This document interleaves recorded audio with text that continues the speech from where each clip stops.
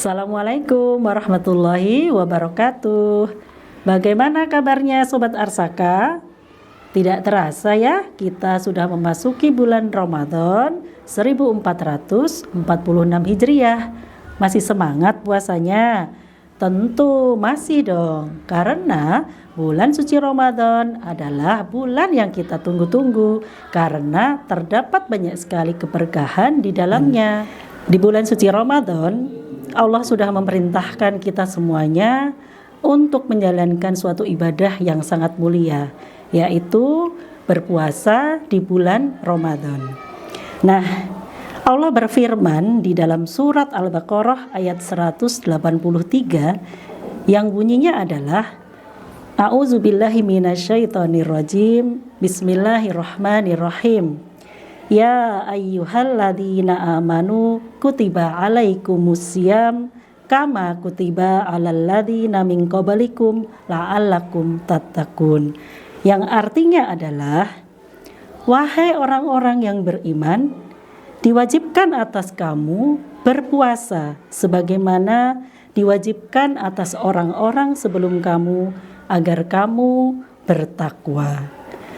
Nah, Sobat Arsaka, menurut Ibnu Katsir dalam tafsir Al-Quran Al-Azim, beliau menjelaskan bahwa puasa tidak hanya sekedar untuk menahan diri dari makan, minum, ataupun jima semata, tetapi dalam perintah ini harus dilandasi dengan niat karena Allah SWT. Jadi niat harus ikhlas, ya, hanya karena Allah SWT. Kemudian kita harus berupaya untuk menjauhkan diri kita dari perbuatan-perbuatan yang dilarang oleh Allah, dari perbuatan-perbuatan yang tercela, serta membersihkan diri kita secara lahir maupun batin. Nah, lantas Sobat Arsaka, bagaimana integrasinya psikologi itu dengan puasa Ramadan? Masya Allah, ternyata sudah banyak sekali penelitian ya terkait bahwa puasa Ramadan itu memiliki kaitan yang sangat erat dengan psikologi. Apa saja itu? Mari kita bahas satu persatu. Yang pertama adalah adanya pengendalian diri atau kontrol diri. Nah, kita ketika sedang berpuasa tentunya berupaya untuk mengendalikan diri kita untuk tidak makan, tidak minum, tidak melakukan perbuatan yang dilarang dalam waktu tertentu, bukan? Nah, maka dalam konteks psikologi, pengendalian diri itu tentu mengajarkan kepada kita semuanya, yaitu untuk mengendalikan nafsu kita, ya, mengendalikan dorongan-dorongan instan kita, ya, sehingga apa? Kita bisa lebih bisa mengatur diri kita dan berupaya meningkatkan kedisiplinan diri kita. Ya, mungkin kemarin-kemarin sebelum puasa kita itu menjadi orang yang semaunya sendiri, seenaknya sendiri, tidak terkontrol. Maka dengan kita berpuasa, insya Allah kita mampu untuk mengendalikan diri kita serta meningkatkan kedisiplinan kita. Ya, Masya Allah, itu luar biasa. Nah, Sobat Arsaka, yang kedua adalah berpuasa Ramadan itu ternyata bisa meningkatkan kesadaran diri kita, ya. Kenapa? Karena ketika kita berpuasa, kita diberikan kesempatan untuk lebih sadar, lebih aware, ya, terhadap pikiran kita, perasaan kita, tindakan kita dalam kehidupan sehari-hari. Maka ketika kita berupaya dalam menahan diri untuk tidak makan, tidak minum, dan melakukan perbuatan buruk lainnya, tentu kita juga akan lebih menyadari, ya, lebih aware, lebih peka. Sebenarnya apa toh kebutuhan kita itu secara fisik, secara emosional, sehingga kita sebagai manusia bisa lebih memiliki refleksi yang lebih dalam, ya, sehingga kita lebih memahami apa toh kekurangan dan kelebihan yang ada dalam diri kita. Disitulah kemudian puasa itu meningkatkan adanya kesadaran diri terhadap diri kita, yaitu terkait kelebihan dan kekurangan kita semuanya. Gitu ya sobat ya.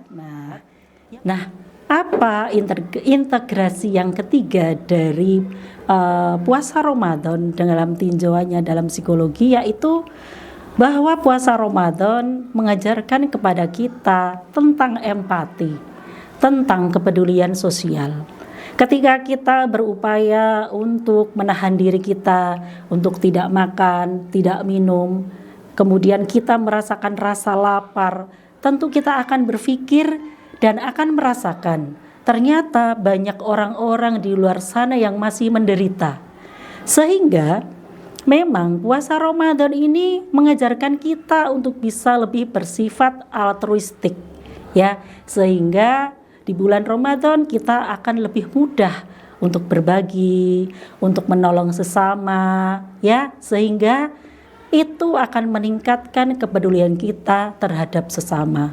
Sehingga orang-orang yang berpuasa sungguh mereka akan memiliki rasa empati yang besar. Mereka akan lebih peduli dengan orang-orang yang ada di sekitarnya. Nah, selanjutnya nih sobat, yang terakhir, yang keempat nih, apa integrasi antara psikologi dengan puasa Ramadan? Yaitu di sini akan terkandung nilai pengendalian emosi. Sobat tentu paham ya, ketika kita menahan diri untuk tidak makan, tidak minum, biasanya kita akan lebih mudah untuk mengendalikan emosi kita. Berbeda ketika kita dalam kondisi kenyang, ya, kita lebih agresif gitu ya, tidak bisa mengendalikan diri. Tapi berbeda dengan ketika berpuasa, kita bisa mengaplikasikan atau mewujudkan, atau lebih tepatnya adalah mengeluarkan emosi negatif itu dengan lebih sehat. Ya, mungkin kita dalam situasi yang tidak nyaman, tetapi karena kita berpuasa, kita bisa lebih menahan diri.